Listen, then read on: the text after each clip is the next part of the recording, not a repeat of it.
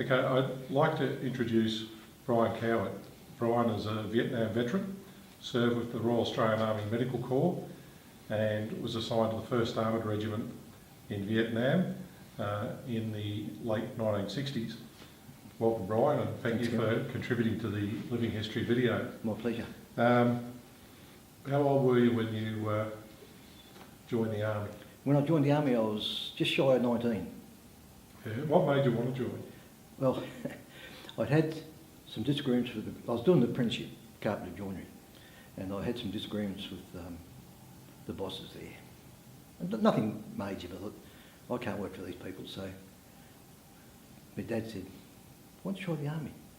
So I went to all the recruiting and said, I'd like to join the Army, but I want to finish my trade as a carpenter joiner. Oh yes, no problem, yeah, we'll put you in engineers and you can do that. Okay, good. So I joined. Then they went through my profile, I suppose, and found I've been with St John's Ambulance for several years. And they said, we've got Vietnam one and we need medics. No, you told me I was going to be a finishing trade. No, but we need medics. And with your background, you seem suited. So there I was. You became a medic. Became a medic. It's a very rare thing to have been lied to, isn't it? Oh, well, yeah, these things happen. That's how you go. Your dad was in favour of it. What did Mum and Dad think about when they heard you were going to Vietnam? Well, my dad had passed by then. Dad passed in '66, so there was Mum at home with, she had 7 kids at home. And she didn't say anything against it, but she also didn't say anything for it either, I suppose, so she was very non-committal. Had your dad been a veteran? Yeah. So it was Second World War veteran? Yeah, he was captured in Crete. Oh, okay. But he was only 44 when he died. So, yeah, Mum would never have stopped me from joining. But when going to Vietnam, she said, well, you've made your choices. And there was the thought that I was newly married. Was I going to come home or not? Hence, that's why our first son's called Brian. Oh, okay. After his dad. So, but to me, it was just that the government wanted me to do this job. They first wanted me to be a medic. They wanted me to go to Vietnam, and so I went over there with the tanks. And you were about 20 years of age at this stage, or? When I went over, I was just over 21. 21. Yeah. What did you know about Vietnam? Had you ever heard of it? Not a real lot at that stage of the game. I'd been through the battle efficiency course at Canungra, as we all did, and they showed us these things like the booby traps, and they showed us the villages, and they showed us how they dressed and all that sort of stuff. But as far as the politics of Vietnam went, didn't have a clue, really. We just trained with our medical stuff, and hopefully we had enough knowledge to do the right thing. You know, I think we could have been better trained, but then again, at that stage in '68 when I went, there weren't a lot of medics that had actually been over. There'd been a few, but not a lot. So. You just want to explain, especially as I said, this video is being looked at by everybody, the difference between, say, an infantryman that's a qualified first aid type person and a medic, the sort of skill differences. Well, we could give out drugs, we could suture, we could give morphine, and we were generally speaking, the first ones there to attend to the killed in action or wounded in action people. Yep. Now, the infantry guys, they could have done the minor first aid stuff, but they never had, they couldn't suture and stuff like that, basically. Yeah. So we were a little bit more, not better, but I think a little bit more skilled, than what they were. Now, everyone understands that 18th of August is the Vietnam Veterans Day. Yep. It's based on the Battle of Long Tan, 18th of August 1966. People talk about it being the most significant battle of the Vietnam War, but what a lot of people don't know is that Long Tan wasn't the most significant battle But the most significant battle was for the fire support patrol bases, Coral and Balmoral. Yeah. 26 Australians died, Mhm. 99 wounded over 26 days. 4 major regimental attacks against them and 3 major bunker incursions. First use of Australian tanks Yep. in battle. You were with the 1st Armoured Regiment at Coral Balmoral. Coral Balmoral really has never been explained to people. There's an ideal opportunity for you to Yeah. give your view on that.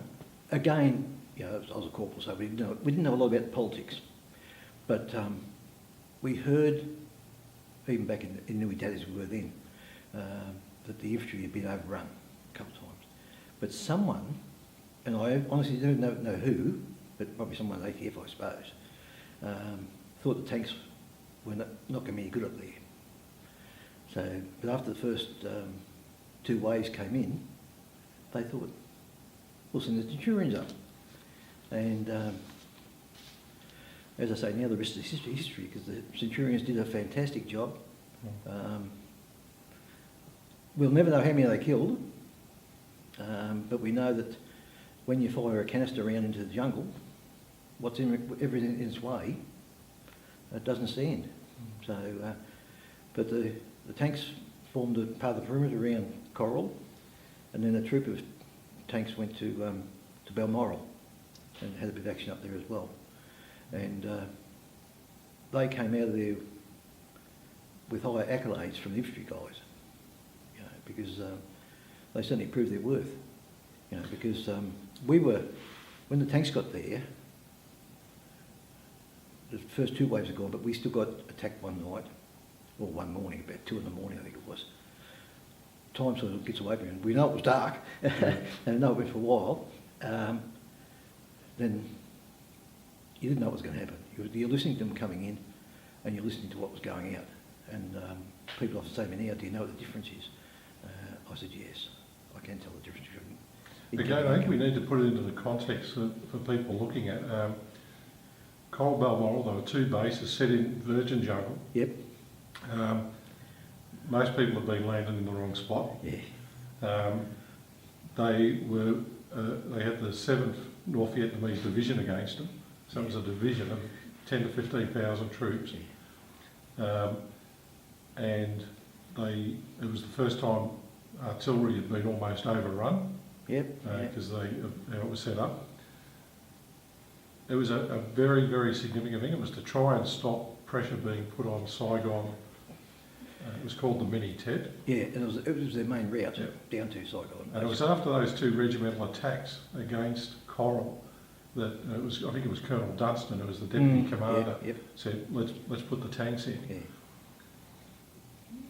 What can you remember the troop you were with? Which troop you were with? Well, I was with the headquarters. Headquarters? But being a medic, I had no limitations. I got to treat them all, basically. So, I never forget, we noticed on the left Nui Dat. And before we even got that scene action, one of the poor guys got one of the smoke grenades down his back off the Centurion front, on the turret. So I had to treat him and take him back to Nui Dat before we go further forward then. But when we got there, we didn't really know what to expect because we were going to a new area for us, basically. We were going out of Phuoc Toi province, going up where the Australians hadn't been before, and I don't think we'd ever faced an enemy force as big as that. Now, so we went up there, we built, the engineers helped us build our little, our bunkers. And I'll never forget, we had all the joists and everything in, and we had tin down, and we had 3 layers of sandbags on top. And we thought, geez, this is hard work. After the first time we were hit, the first night we were hit, we were looking for more sandbags. Because we thought, you know, we I think could this is a thing people, again, when people look at, and they've seen the photos of Longtan, which was in the fort in the trees and all that, yeah. you were against a North Vietnamese division. Yep. These were regular troops, Yep. very different, looked very different, Yeah. and measured up to the perimeter. Their mortars were deadly accurate. It was Coral Balmoral was one of the most severely mortared and rocketed. Yeah. And again, a lot of people don't understand that the amount of, most of the wounded and injuries were coming from rocket-propelled grenades Yeah. and mortars. Now, as a medic, when you're looking at several killed, multiple injured, Yeah. there's not too many medics in the organisation, is there? How many qualified medics did you have? I was with C Squadron, the infantry battalions, they had a couple of medics with each of theirs. So there may have been a handful, well, it could have been, I never counted them, it could have been up to, say, 10 medics all up for the whole area. But that's spread over a lot of real estate, isn't it? Yeah. Because we're talking several hundred metres. Yep. It's not like you see in the movies where everyone's in the one little nice comfortable spot. No. You're spread around, and Yeah. that. You would have had a lot of calls for help. You've only got one pair of legs. Oh, yeah. You go to where, I suppose, in that case, because it was, 2 or 3 o'clock in the morning or something it was. You go to where probably the loudest calls coming from, basically. Like one of our guys was trying to get into his tank and he got strapped on his shoulders, So you're trying to treat him as well and trying to get around and treat the rest of them. And you try and do your best, basically. Because you've got multiple grenades, rocket-propelled grenades coming into the position. Yep. You've got mortars coming in. As you said, one of the mortars injured one of the tank crew, Yeah. what have you. Everyone else is firing back, but the medic's not. No. Now the medic, Yeah, his hands one of the things I can remember reading about was that the medics were exposed most of the time. Mm. Self-preservation says get under the ground. But you can't. Yeah. Look, in all fairness, you do try and take the safest route there. I had a flak jacket on and a steel helmet for all the good that was going to do me, but at least I did the right things.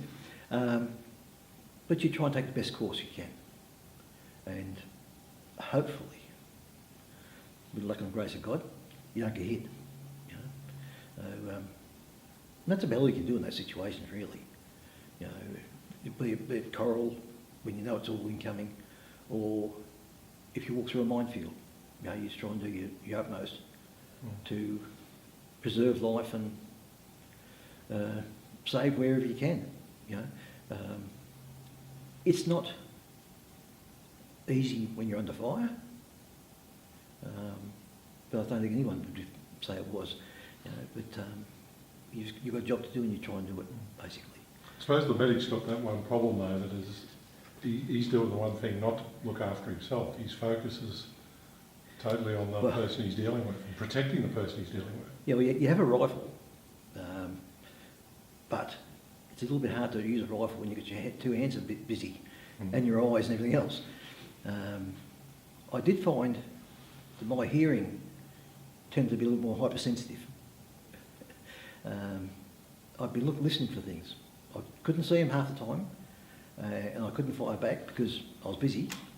But you tend to hear some things. Sometimes, even now, I couldn't tell you whether I was actually imagining some things or whether it was really happening.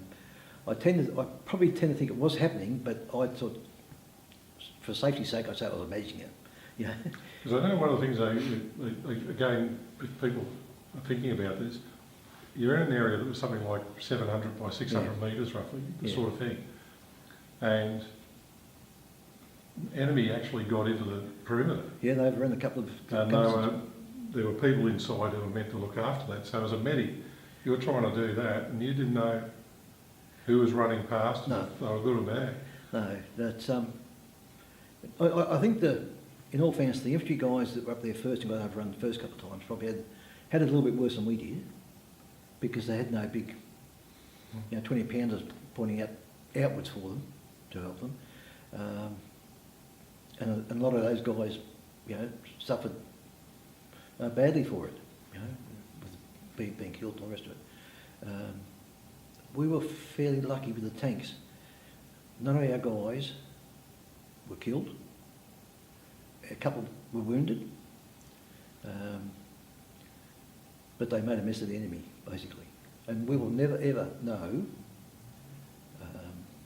and I don't think even the politicians will make a guess this one, how many North Vietnamese army people were actually killed. Because they had to have a dragging their people away. So I have seen 2 pictures of mass graves at Coral for the enemy, but no one tells me how many's in there. But they were dragged away, basically. One of the things, again, from a medic's point of view, Yeah.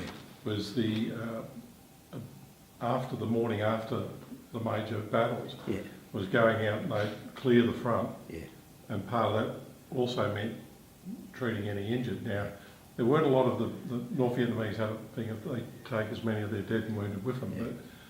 but one of the things the medics would have had to do, I would have assumed, would have been had to care for the enemy. yeah. Where possible, Mm. but we have to be very cautious too, because some of the enemy that were killed had enough strength to be able to lay on a grenade with the pin out. Mm. So if you roll them over, Yeah. you wear it, you know. So you have to be very cautious, that sort of thing. You know? Well, I think it was, at Balmoral, one of the Yeah. doctors who shouldn't have been outside the wire actually Yeah. did go outside the wire, Yeah, and he was wounded as a result of something Yeah. similar to that. yeah, I And know that guy. yeah, so you were predominantly at Coral. I was talking about Colliery. Right. Yeah. It also we talked about the major attacks on the bases themselves, but there was at least three incidents where the tanks had to go out and got involved in the bunker battles. Yeah.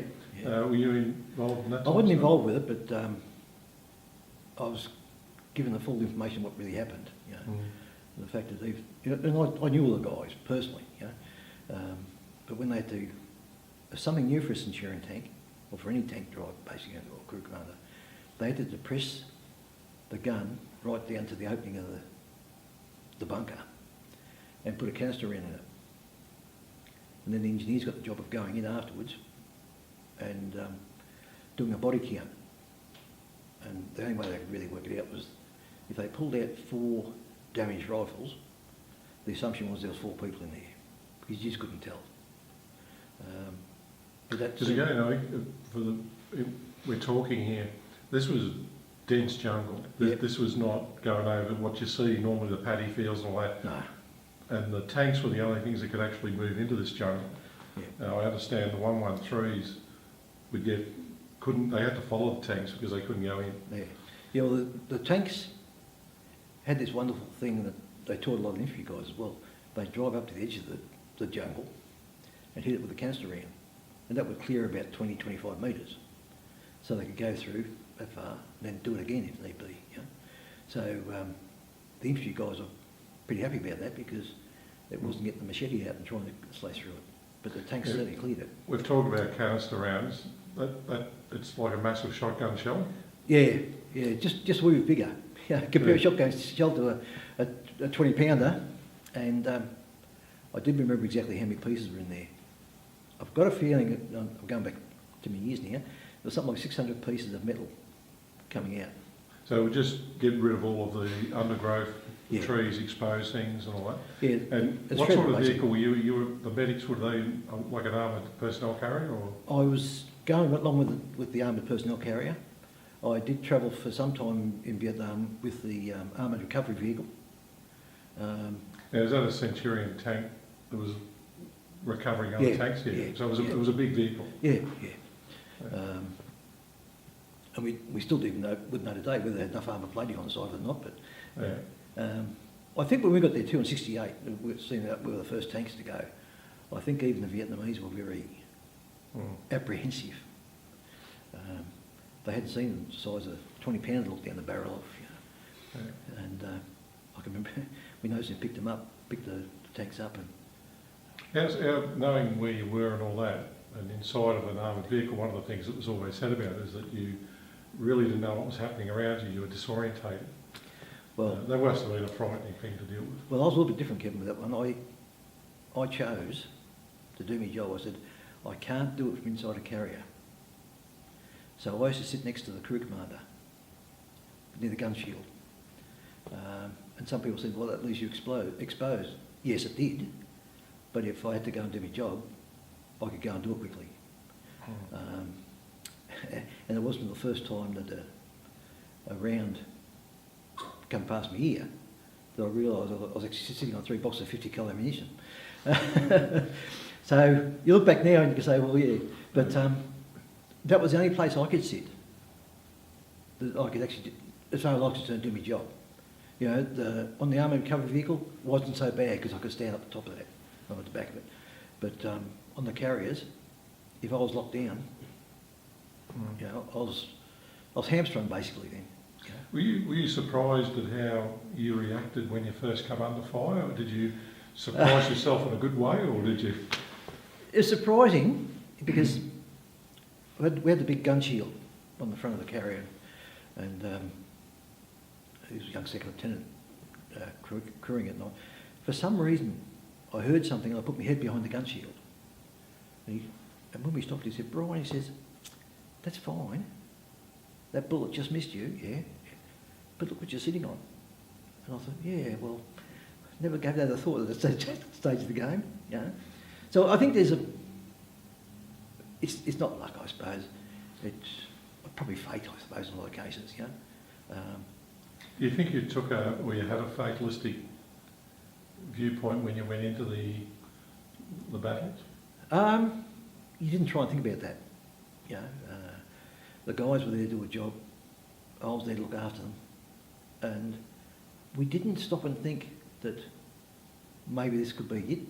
We never gave that a thought any way, shape or form, because I think that would have affected your thought patterns too much. That's something actually a lot of them, when you read what people have written, Yeah. it was always, oh no, it wasn't going to happen to me. No, well, you don't think about it, you know. I think about it now, or even a few years back I thought about it for myself. That first shot, I went in February, that was in the March. My wife could have been a young war widow, you know. Now, that sort of thing says, that wouldn't have been good, but I was doing the bit for what the country wanted me to do at that stage. So I can't remember anyone saying, I don't want to go out. You know, I noticed that when they talked about the troops going out, going through and checking the perimeters, the Australians always had a very long history of patrolling. yeah, But at Coral Balmoral, you could only go out so far because you had a North Vietnamese infantry division in front of you, which is something you'd never encountered before. and we also learned that from the Americans, it was clear by fire. Yeah. You know, so for a certain time you open fire and hopefully clears the perimeter. Because it was always said that at Longtan, for example, when the D Company went out, Yeah.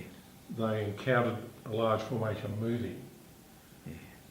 Coral Balmoral, you had an infantry division dug into bunkers. Yeah.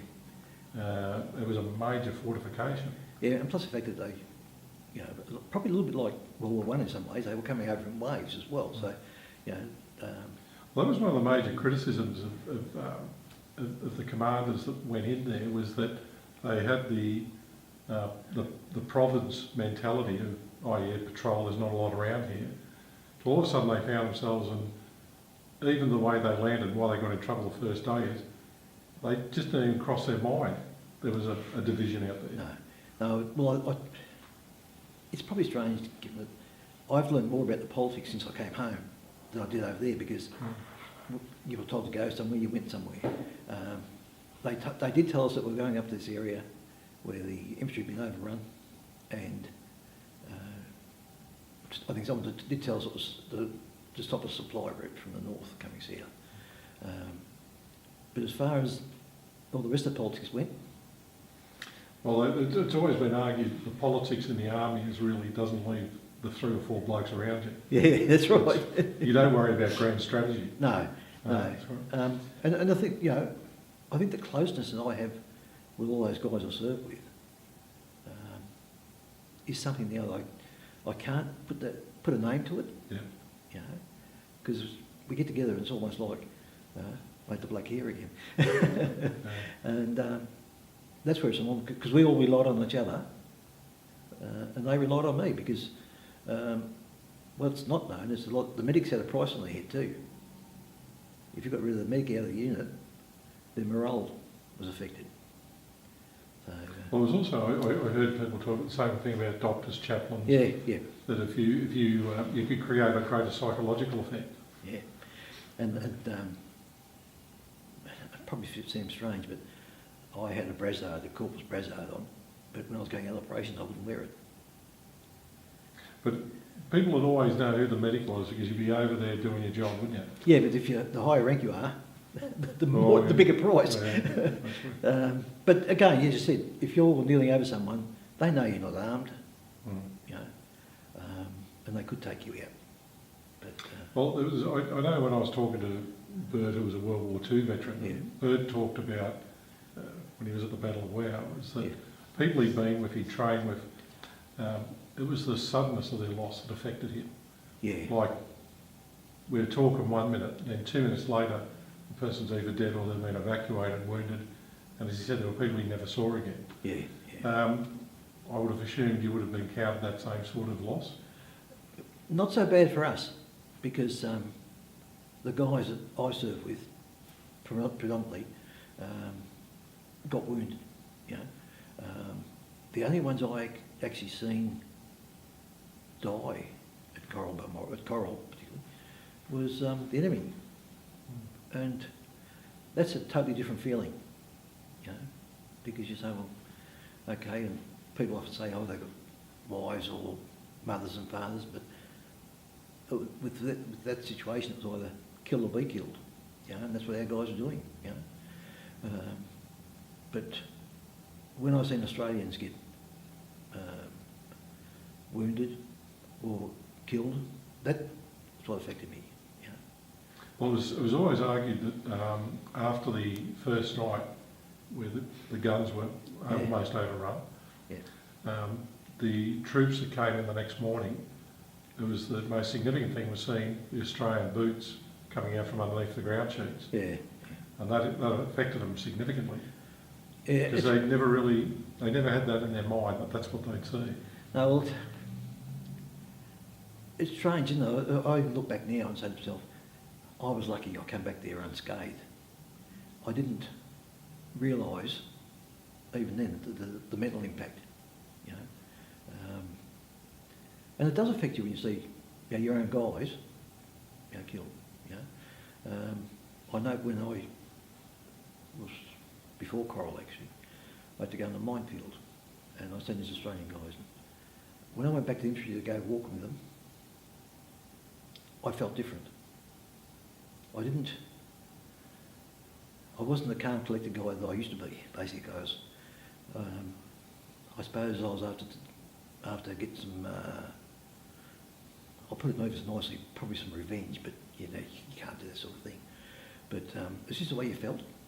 You felt you wanted to make up for those guys that we'd lost. In the minefield, what was the Australian casualties there? 1 killed and 5 wounded. Yeah. And I was it's ironic now when I look back on it, is that I had infantry guys engineers in front of me sweeping the ground, and they said, it's all clear. So the guy in front of me lifted his foot up, and my foot a bit where his was. And he said, but mate, he said, I've cleared it. I said, yeah, but you also stood there, so I feel a bit more better about that. And I also found, although I was wearing a flak jacket going to that minefield, I couldn't work in it.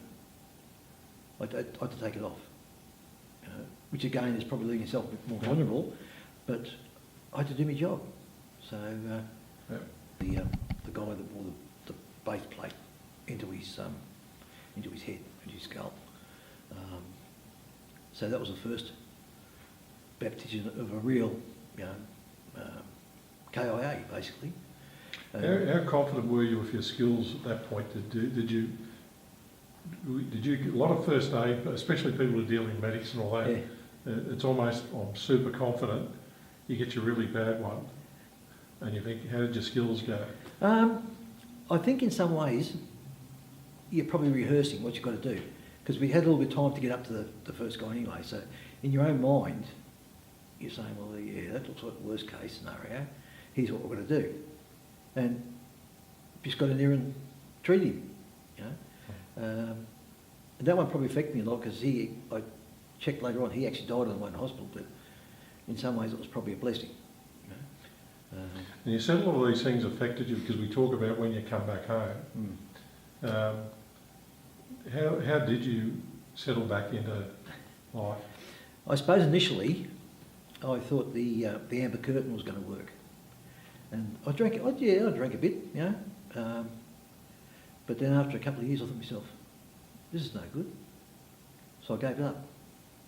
And I've been told lately I substitute that with work because I was working 60 to 80 hours a week, you know, although I stayed in the army and that. But I just kept on working. And the more I worked, the less I thought about atrocities, I suppose, in those cases. And you know, I'd be leaving. Well, I'd leave home up at 5, 6 o'clock in the morning and get home whenever.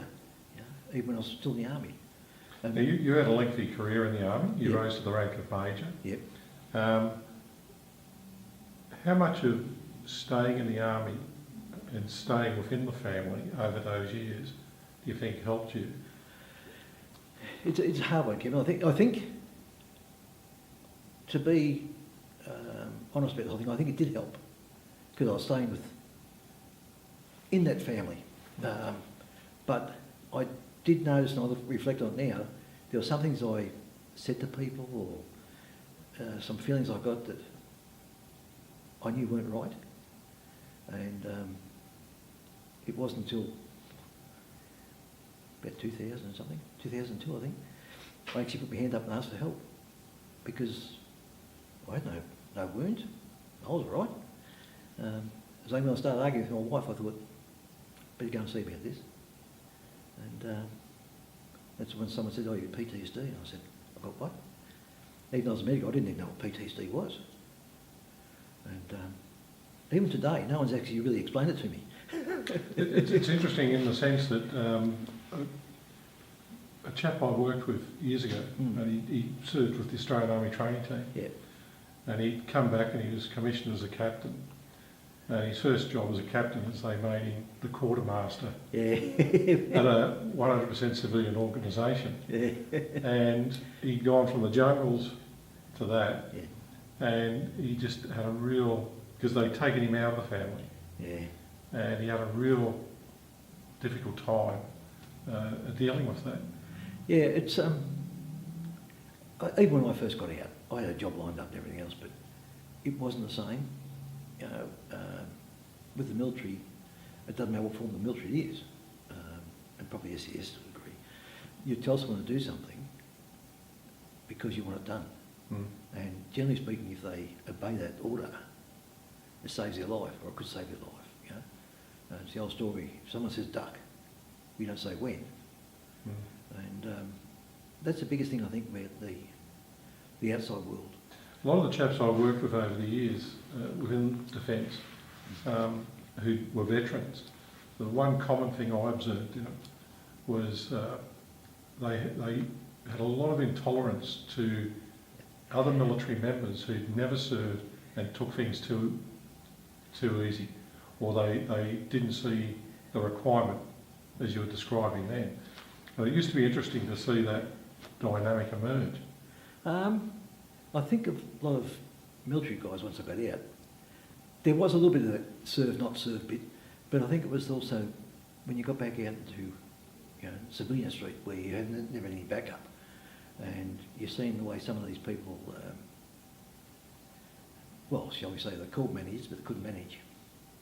Because in the services we had big responsibilities for our rank, you know, and you see these guys now getting paid all this money and they're called managers or CEOs or whatever, and you wonder what they do to earn it. But as far as serve, not serve, some people didn't serve for certain reasons, or medical reasons and things as such. And the ones I've met, still have respect for what we did. You know? I suppose that then makes you feel a bit better about the whole thing. I think if you look at everything we've covered here, and I'm hoping from this bit of video and this interview in particular, Yeah. more so than any others we've done, this particular interview, that it'll encourage people to study and understand the most significant series of battles the Australian Army fought in Vietnam, which is the battles of Coral, Balmoral. And I think what you've been able to explain to people and project to them gives them that stimulus to understand that, because there's a lot of veterans, and I'll leave you to answer on this question. If you're a veteran and you've been through something extremely difficult, it can be quite hurtful when the rest of the world doesn't acknowledge it, because they become so focused on something else. Would you like to say a little bit about that? It's been the same before, Kevin. You know, it took me 45 plus years to get the Army combat badge for my service, for my, you know, in Coral. We're still even now fighting for recognition for what we did in Coral. And we had a lot of things stacked against us, in all fairness. You know, you had the moratoriums back here, Save Our Sons, Jim Cairnsey's, you know, organising the moratoriums, people calling us baby killers and throwing paint at us, you know. So, from our point of view as veterans, we never had the support of the total support of the Australian people, you know. And that was a real problem. You know, when you had a university in Australia, in Melbourne, sending money to the North Vietnamese, you know. When we did our first operation, I had to go into an underground hospital that the Vietnamese had, and I pulled out a brand new bush out made in Caulfield, Victoria. You know, that sort of affects you a bit. Or our first operation, a guy got his mail, and there was an article from then the Sun, and believe it or not, it was telling the people of Australia what we were doing at that time. We didn't even know, but someone in the newspaper knew that what we were doing. So you sort of, you wondered from an early stage who was with us and who was against us. Because I know when I got back from Vietnam, I had a dislike for a number of people, and a lot of them were politicians. You know, okay, Jim Cairns is gone now, but there's still a few others